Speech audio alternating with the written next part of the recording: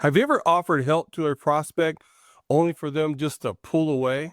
Or maybe even worse, you thought you were being helpful and then they just went cold. Here's the uncomfortable truth. Not all help is actually being helpful. In sales, good intentions do not automatically build trust. Your attempt to support could actually backfire if it feels self-serving.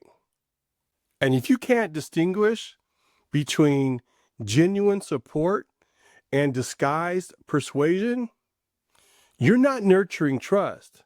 You're actually eroding it. But here's the twist. Genuine support doesn't start at the offer at all. It starts somewhere most reps will totally overlook. We'll get to that in a moment, but first, let's deal with the first major shift. The shift is from pushing to positioning. Most sellers think that support means providing the perfect solution right away. They would say something like, "Here's exactly what you need." But that feels like pressure, not help. True support is about positioning options, not pushing answers. When you offer choices, you're giving the buyer agency.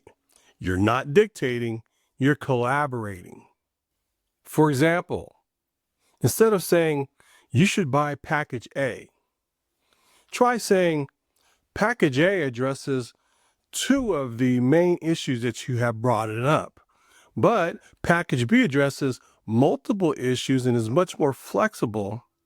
Which one of the two choices fits your priorities the best?" Here's the payoff. Buyers who feel they're in control are more likely to take your guidance. But that control only works if you avoid the next trap. Stop solving emotional problems purely with logical solutions.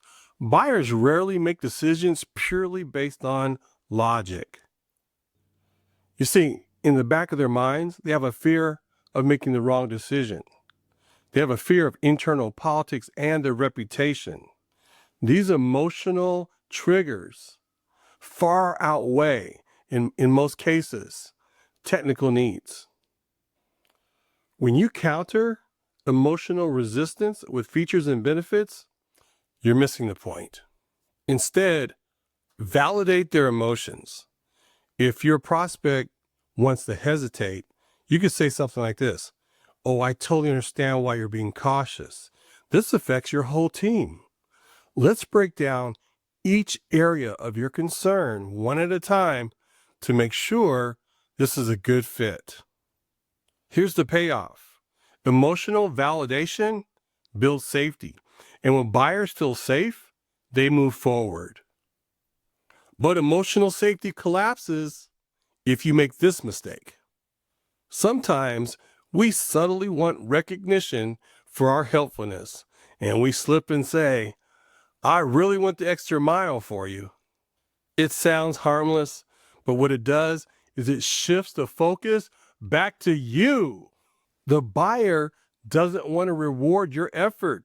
They want to feel confident in their decision. Here's the strategy. Make your support invisible. Your job is to make them feel like they made a great decision, not that you guided them to it. That's how trust compounds. But even if you stay invisible, there's one final distinction that determines whether or not your support is building trust or building suspicion. Be willing to walk away. True support is being honest when your solution isn't the best fit. Weak reps chase every deal, but strong reps choose fit over a close.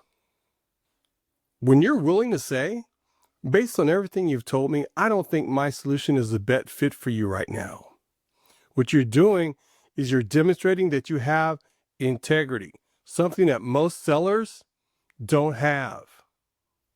The big payoff is buyers will remember who respected their needs. Even if they don't buy today, they will return and they will refer others. Now that you've seen how genuine support builds trust, you're probably wondering how you can leverage this trust in all your conversations. Telling stories is the most powerful way to influence without pressuring.